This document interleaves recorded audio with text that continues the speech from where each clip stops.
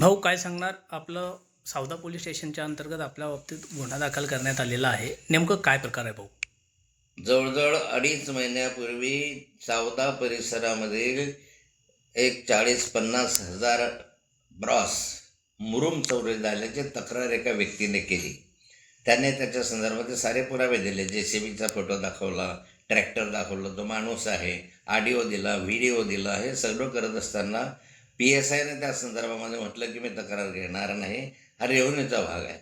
मग रेव्हन्यू डिपार्टमेंटने तक्रार दिली पाहिजे म्हणून विधानसभेमध्ये मी हा प्रश्न डिसेंबरला विचारला आणि हा प्रश्न विचारल्यामुळे त्या PIची जीवावर आली. मग त्याने तरीही रेव्हन्यू डिपार्टमेंटकडून घेतलीच नाही तक्रार, तर म्हणे इरिगेशनचे पाहिजे. मग इरिगेशनवाल्यांनी तक्रार केली तरी इरिगेशनकडून फक्त अर्ज घेतला, टाळाटाळ केली FIR करण्यामध्ये. मग FIR केल्यानंतर आज 2.5 महिने झाले. त्याच्या चौकशीने पुरावे दिल्यानंतरही आणि म्हणून मी त्याला त्या ठिकाणी विचारायला गेलो की 2.5-3 महिने झाले या संदर्भामध्ये शासनाच्या मुरुमाची एवढी मोठ्या प्रमाणावर चोरी होते. तो काही 1000-1500 ब्रॉस नाही आहे, 40-50 हजार ब्रॉस आहे. पण त्याच्या संदर्भामध्ये ते म्हणे की मी चौकशी करतो आहे. आणि मी त्यांना सांगितलं 2.5 महिने कशी काय चौकशी होते आहे? तो म्हणे मला वाटेल तेव्हा तिथपर्यंत मी चौकशी करेल, मला काही बंधन आहे का तुमचं? म्हणे त्याच्यामध्ये त्या रेव्हन्यू डिपार्टमेंटवाल्यांनी पैसे खाल्ले. मग म्हटलं त्यांनी पैसे खाल्ले, तू गु काढला कशासाठी?